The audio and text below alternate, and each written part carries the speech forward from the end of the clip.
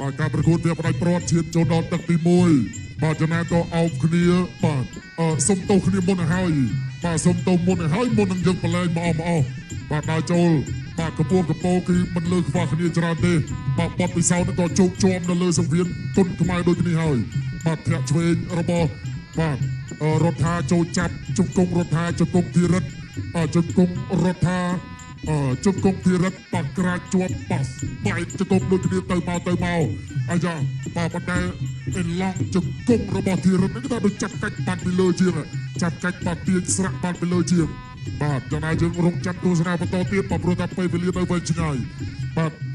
ចាប់បាននៅបទសម្ភាសន៍មួយធីរិទ្ធធ្លាប់សរសើរថាតំដៃកីឡាករដែលធ្ងន់ជាងគេតែគាត់ធ្លាប់ជួបនេះគឺលៀបរដ្ឋាហ្នឹងហើយបាទឥឡូវនេះបានមកជួបគ្នាបានសម្រេចបន្តទៀតវាផ្ដាច់ព្រាត់បាទដល់ចូលកណ្ដាប់ដៃឆ្វេងស្ដាំរបស់រដ្ឋាបាទដឹងថាដៃធ្ងន់ដូចគ្នានឹងមានយុទ្ធសាស្ត្រយ៉ាងណាបាទក៏ល្បិចយ៉ាងណានៅលើសង្វៀនបាទដល់ចូលកណ្ដាប់ដៃស្ដាំមួយរបស់រដ្ឋាអត់អីទេធីរិទ្ធទាត់ស្ដាំបាទឲ្យក៏រងជាប់បាទចាក់ជើងក្រោមស្ដាំមួយលុកដៃឆ្វេងបាទជាយាមចេញបាច់ច្រើនក៏លុកដល់ត្រង់មួយរបស់រដ្ឋាទៅលើដងខ្លួនបាទធាក់ឆ្វេងហើយក៏បាទចូលចាប់ជាបន្តទៀតរដ្ឋាព្យាយាមដោះអត់បានទេរដ្ឋាបាទដោះអត់បានធីរិទ្ធក៏ព្យាយាមចាប់ឲ្យណែនបាទព្យាយាមគៀបាទប្រើបច្ចេកទេសក៏ប៉ុន្តែគៀត្រង់នេះមិនដួលដោយសារតែបានបាទពួរសង្វៀនក្រុមគុនខ្មែរមកទុកជាប់ញ៉ាជាបន្តទៀតបាទសម្លឹងមើលមុខគ្នារៀងខ្លួនបាទព្យាយាមសញ្ជឹងកិតបាទថាវាយ៉ាងណាចំគោលដៅបានល្អព្រោះតែមិនចង់បាទបញ្ចេញកម្លាំងចោលទៅទេបាទទាត់ស្ដាំរបស់ធីរិទ្ធស្ទុះចូលចាក់ជើងក្រោមស្ដាំរបស់ធីរិទ្ធគណៈដែលបាទរដ្ឋាព្យាយាមធាក់កាត់បាទទល់ទៅកណ្ដាប់ដៃស្ដាំរបស់រដ្ឋាជង្គង់ធីរិទ្ធបាទព្យាយាមបាក់ក្រាញ់ចេញជាបន្តទៀតបាទចាក់សោជាប់លោកអាជ្ញាកណ្ដាលគូផនសដាចាប់បំបីបាទពេលវេលានៅសល់56វិនាទីបាទការប្រកួតគឺមានត្រឹមតែ3ទឹកបាទសង្ឃឹមថាអ្នកទាំងពីរព្យាយាមឲ្យដាច់ស្រេចបាទឲ្យអស់ចិត្តរៀងខ្លួនបាទហើយជំរាបជូនទៅដល់កីឡាករក៏ដូចជាប្រិយមិត្តបានជ្រាបថាការប្រកួតវាផ្ដាច់ព្រាត់នេះបាទគឺទទួលបានតម្លៃខ្លួនផ្សេងប្រាក់រង្វាន់ផ្សេងចឹងមានថាបូកបន្ថែមចូលគ្នាទៅសំសួនដែរបាទគួរសមដែរបាទឥឡូវចូលចាប់បាទគ្រាតោះជង្គង់ជាប់លោកអាជ្ញាកណ្ដាលចាប់បបែកដល់ចូលទៅជាបន្តទៀតបាទប្រាក់រង្វាន់បូកនឹងតម្លៃខ្លួនអ្នកទាំងពីរនេះគេចូល KK ហើយគឺបាទគ្រុឌលើកស្ទួយជីវភាពកីឡាករគុនខ្មែរបាត់ដងគុនខ្មែរល្បីលើឆាកអន្តរជាតិ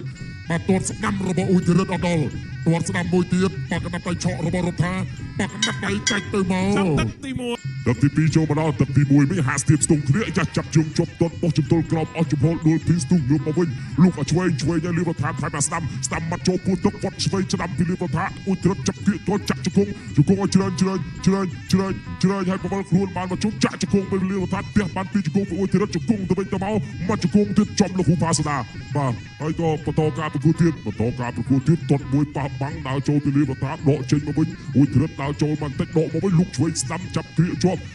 ជង្គង់របស់រដ្ឋាជង្គង់ធីរិទ្ធជង្គង់របស់ធីរិទ្ធលីបរដ្ឋាផ្ទះជង្គង់ពីខាងក្នុងចំផ្លូវខាងក្នុងបាទចំផ្លូវខាងក្នុងបានតែកុំចំប្លោះផ្លូវបាទខ្លាចមានបញ្ហាពួកឥឡូវហ្នឹងខលលក្ខន្តិកាបាទដើរចូលជាបន្តលីបរដ្ឋាទាត់ជើងក្រោមមួយលុកចូលបានម្ដាយពីលីបរដ្ឋាដើរចូលទាត់ឆ្វេងមួយហើយលុកចូលពីដៃបោះជង្គង់កាត់ពីអ៊ុយធីរិទ្ធហើយមាត់ចូលពោះទឹកមួយពីអ៊ុយធីរិទ្ធឲ្យចូលចាប់បែកជើងដួលភីង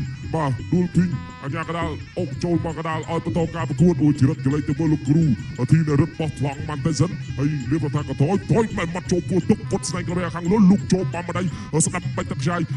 ពីលីបរដ្ឋាហើយយល់ឆ្វេងពីអ៊ុយធីរិទ្ធយល់ឆ្វេងពងកចាក់ជង្គង់គិចផុតយល់ឆ្វេងមាត់យល់ស្ដាប់មាត់ឆ្វេងពីលីបរដ្ឋាមួយទេគូនេះវាយមួយល្អណាស់បាទស្រាលវត្តស្នែងក្របី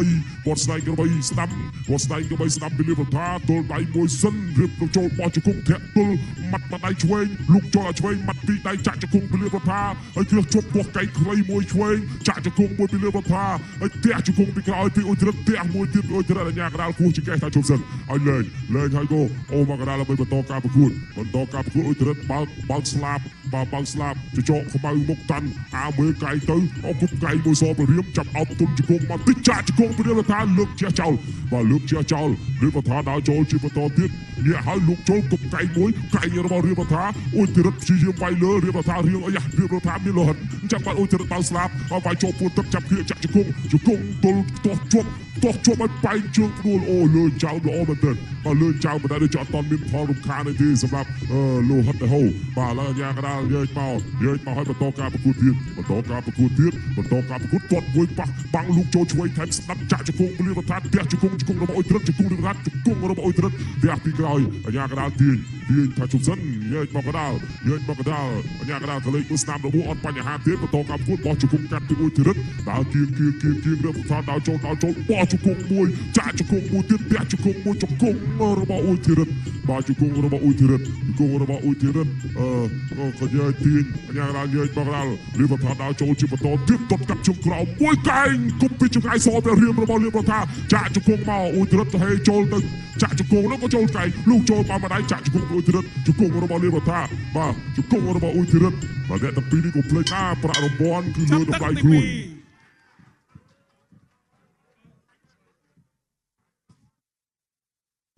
ទឹកគុនខ្មែរ